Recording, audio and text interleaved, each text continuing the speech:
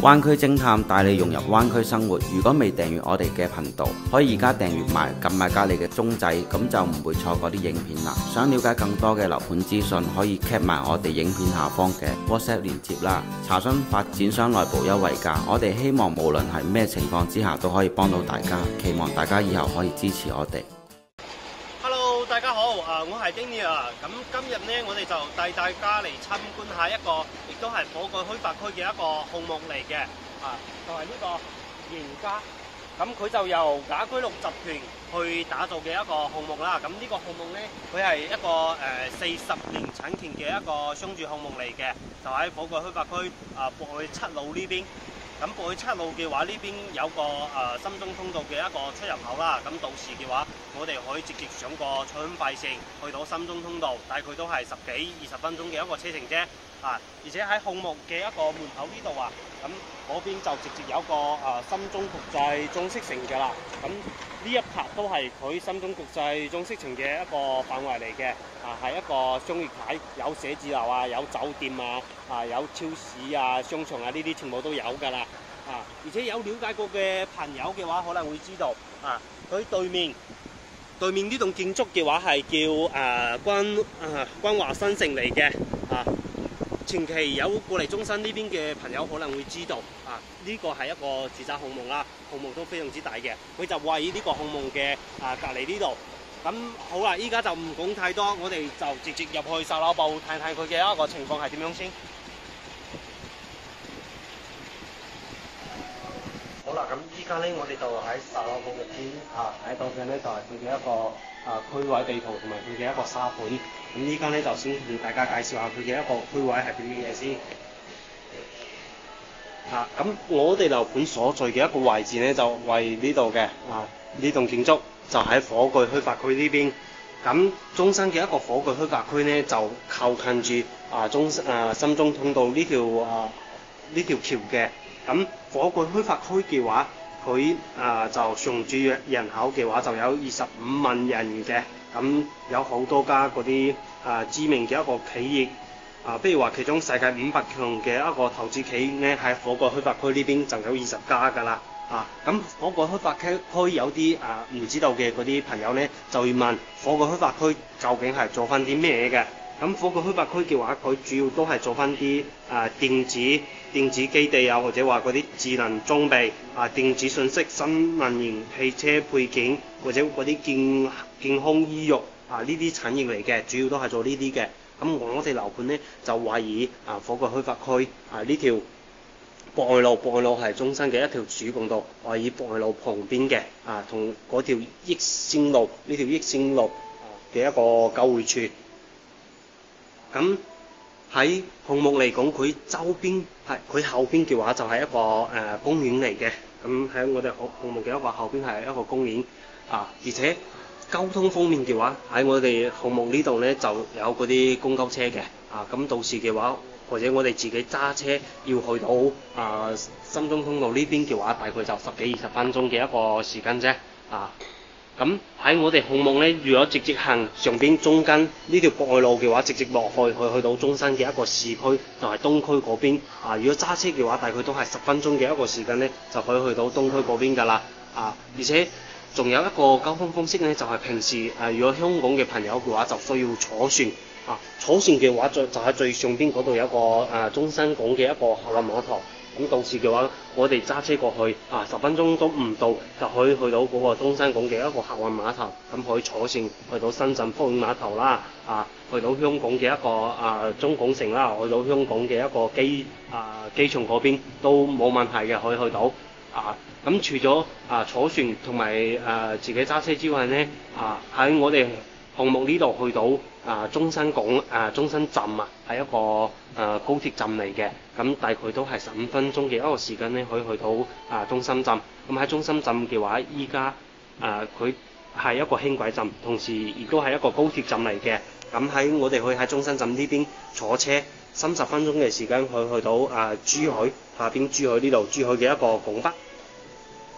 上邊嘅話係可以去到廣州嘅一個廣州南站嘅。咁咁呢個係輕軌線路。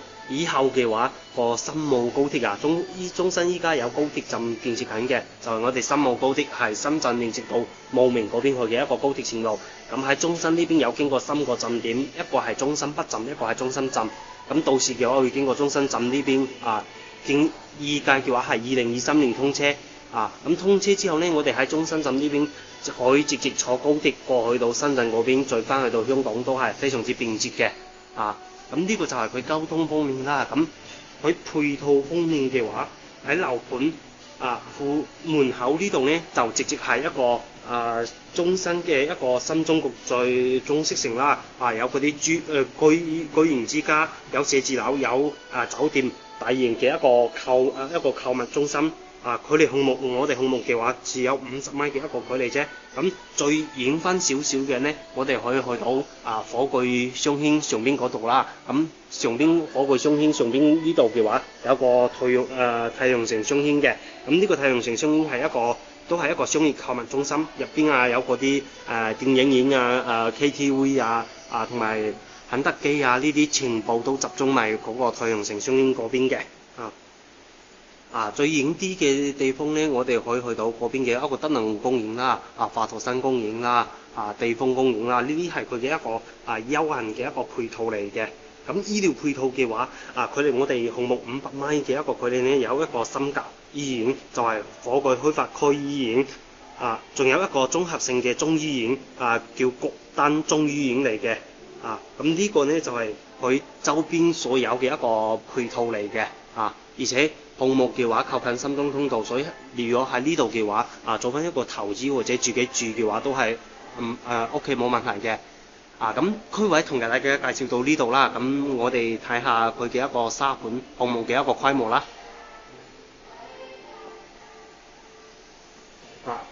呢個我哋依家睇到嘅呢，就係佢項目嘅一個沙盤嚟嘅。咁依家我哋所在嘅一個位置就喺呢度一邊嘅話就係佢嘅一個售樓部。咁成一個項目嘅話，佢淨地呢係有4.5平方米嘅，4.5萬。咁喺前面呢度發光嘅一個地方呢，就係佢嘅一個公交車站嚟嘅，喺呢邊。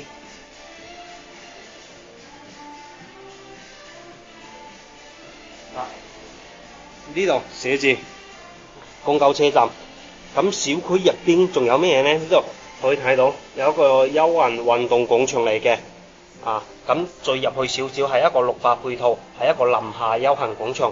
咁入邊呢度我哋可以睇到啦，係佢嘅一個配有嘅一個露天游泳池嚟嘅，係一個抬高式嘅一個游泳池。所以呢咁樣嘅一個設計，佢嘅一個私密性嘅話會比較好啲。而且成一個項目嘅話，佢都配有圍繞住成一個小區嘅一個月光跑道嚟嘅。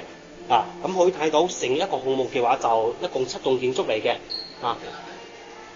7棟建築。咁依家主要賣緊嘅呢，就係2棟同埋3棟呢兩棟。咁2棟同埋3棟嘅話，3棟係有分嘅，3棟係分為 A 座同埋 B 座嘅。咁2棟嘅話，佢主要賣緊嘅係啲平層嘅一個單位，28層2梯5戶嘅。咁其中有3個 size 可以選擇啦。第一個呢係81平方米，就到2房2廳1衛。一個係108平方米，3房2廳2衛。仲有一個係118平方米，3房2廳2衛。呢個係佢2棟平層嘅嗰啲單位。咁新棟呢邊呢，佢係賣緊複式單位嚟嘅。佢總共就15層，2梯9戶，就有2個面積嘅2個 size，65平方米，3加2房2廳2衛，75平方米4加1房2廳2衛嘅。咁佢嘅一個依家賣緊嘅一個均價呢，大概就係平層單位就係2棟呢度，佢係賣緊11000到12000嘅一個均價。不過就係毛坯嘅。咁複式嗰邊嘅話，就新棟呢邊佢係賣緊15000到16000嘅一個均價。咁呢邊嘅話就係大裝修嘅。咁平層佢層高嘅話係有3米，複式嘅話佢就有4.5米。呢個就係佢兩棟最受緊嘅一個情況。咁收樓嘅話就要去到2022年嘅一個年底咁樣收樓嘅。咁成一個項目小區嚟講嘅話，佢唔大，佢嘅一個686咧就30%咁樣。不過小區所帶有嘅一個配套咧，都係會比較足啲咯。而且嘅話，佢下邊呢度2棟同埋3棟呢邊下邊呢度一樓，到時候都全部做翻嗰啲商業體嘅，做翻啲商鋪啊等等其他生活超市啊等等呢啲嘅一個配套設施啦。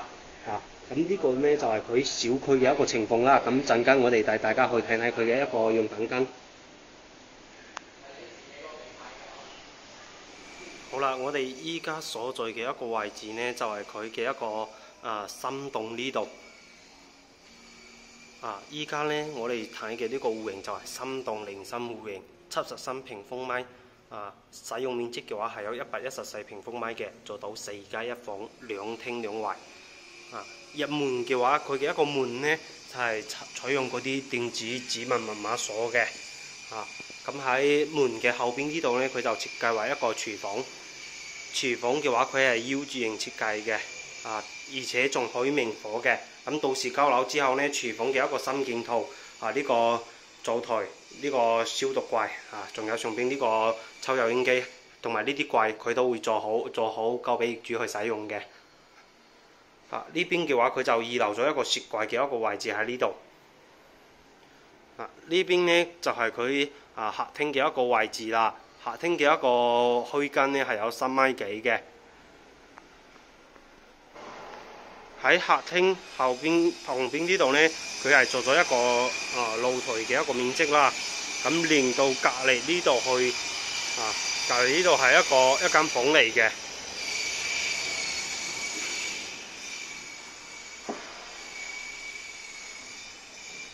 咁呢度係放張台作為一個食廳，都係啱啱好嘅。呢度就係佢1樓嘅一間房啦。咁佢複式單位，1樓就擠呢間房，都足夠大㗎啦。而且呢邊放個衣櫃，空間啱啱好夠用。呢個呢，就係佢公用嘅一個洗手間。呢個係沖涼房。馬桶同埋嗰啲洗手台。咁依家呢，我哋上去2樓睇睇。佢中間呢度嘅話，佢就做咗一個真空嘅一個設計。咁喺呢邊嘅話，佢就呢度嘅一間房會比較細啲。到時可以做一個書房或者 BB 房都 OK。而且佢喺呢邊入去嘅話，佢仲有一個贈送面積嘅一個空間喺呢度嘅。咁到時嘅話都可以作為一個放雜物嘅一個地方。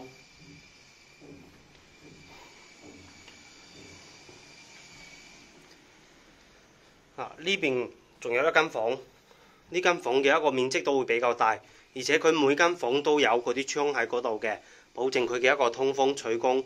同埋佢嘅一個舒適感咯。到時呢度嘅話，可以設計埋一個衣櫃，放一個衣櫃喺呢度。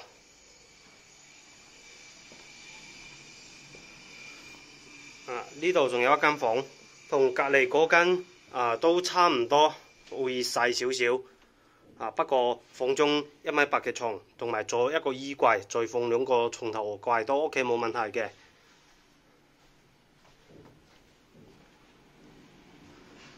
最後尾嘅話就係佢呢度2樓嘅一個洗手間啦，同1樓嘅係一樣嘅。咁佢2樓呢邊呢，就做咗3間房咯。1樓有1間，就總共係4間房嘅，4房2廳2衛，係一個廚房，廚房都足夠大。呢個就係我哋70平嘅一個戶型啦。呢一間呢係2棟嘅零芯房，118平方米做到3房2廳2衛嘅。入門嘅話，呢度係一個入戶花園啦。咁隔離呢度呢，到時可以做翻一個鞋櫃，同埋上邊可以整多啲雜物櫃喺呢度。咁呢度呢，就係做咗一個電子指紋密碼鎖嘅。呢邊係佢嘅一個客廳啦。客廳嘅話，佢嘅一個空間非常之大。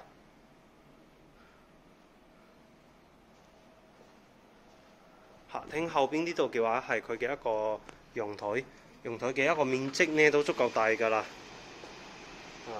咁大嘅一個寬度，望出去嘅話係望小區嘅一個內願景。依家就喺施緊工。呢邊係佢嘅一個餐廳嘅一個位置嚟嘅，餐廳嘅一個位置同客廳係一樣大嘅。放張大啲嘅台喺呢度都冇問題。隔離呢度望出去嘅話，對面嗰度係光華新城啦。冇咩遮擋嘅，打開窗嘅話就係一個南北通透嘅一個戶型。呢度係廚房，廚房係設計埋一個 L 型嘅設計。廚房隔離呢度呢，仲有一個生活露台。咁呢度呢，佢設計咗放洗衣機嘅一個位置喺呢度㗎啦。呢個位置係2樓埋放雪櫃嘅。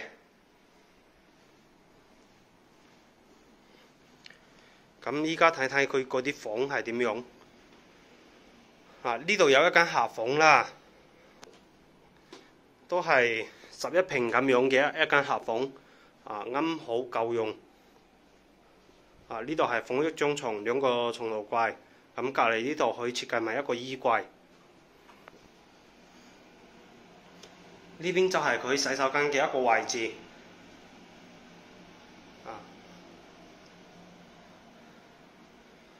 呢邊都係佢嘅一間房，呢間房會比較細啲。不過佢嘅一個採光同埋通風會比較舒適啲。放張床喺呢度，隔離呢度都可以有足夠嘅空間做一個衣櫃喺呢度嘅。呢個就係主陽房啦，主陽房會比較大啲，放張1.8米嘅床。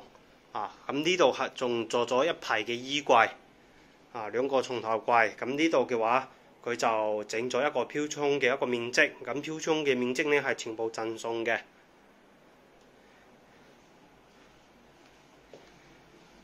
呢邊呢就係佢主陽房嘅一個洗手間，同公用嘅洗手間模式係一樣嘅。呢個呢就係118平方米。做到3房2廳2衛嘅一個戶型。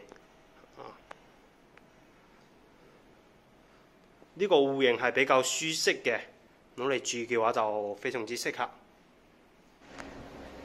好啦，咁啱先呢，我哋就參觀咗雅居樂盈家呢個項目啦。咁實際上嚟講嘅話，項目嘅一個佔地呢就唔係幾大，不過佢配套呢就有㗎啦，因為佢好似呢啲1樓嘅呢啲地方嘅話，到時都會做翻啲商業體嚟嘅，所以配套方面嘅話，依家都完善㗎啦。而且對面有個深中國際裝飾城，咁佢都係一個商業配套嚟嘅，直接喺樓盤門口。等到嗰邊成熟咗之後呢，我哋一出門就有嗰啲可以享受到嗰啲商業配套啦。咁呢個項目嚟講嘅話，佢就平層同埋複式都有，而且係40年產權嘅一個商住樓嚟嘅。複式嘅呢，佢就2個面積，睇起身嚟都係比較實用啲嘅，而且仲可以明火有露台。一般嘅話，嗰啲複式單位係好少有明火同埋帶露台嘅啲單位嚟嘅，咁呢個就有。咁平層嘅單位呢，佢就同住宅冇咩區別嘅。而且佢嘅一個戶型呢，睇起身嚟都係比較舒適啲嘅，所以呢個項目嚟講嘅話，如果攞嚟投資買複式單位，我覺得係買得過。如果攞嚟自己住嘅話，嗰啲平層嘅單位都 OK 冇問題嘅。不過有啲人就會擔心佢係商住嘅，到時驚佢嘅一個稅費會比較高啲咯。不過呢個都唔緊要，因為現時嚟講喺大陸呢邊買房喺稅費嘅一個問題呢，都係由實收嘅，就係呢，你出手幾多錢，到時你就實收幾多錢咯。咁今日嘅一個項目呢，就同大家介紹到呢度啦。如果有想睇其他樓盤嘅嗰啲朋友呢，都可以直接留言俾我。到時我都會去一一影射俾大家睇。咁今日就到呢度啦。拜拜。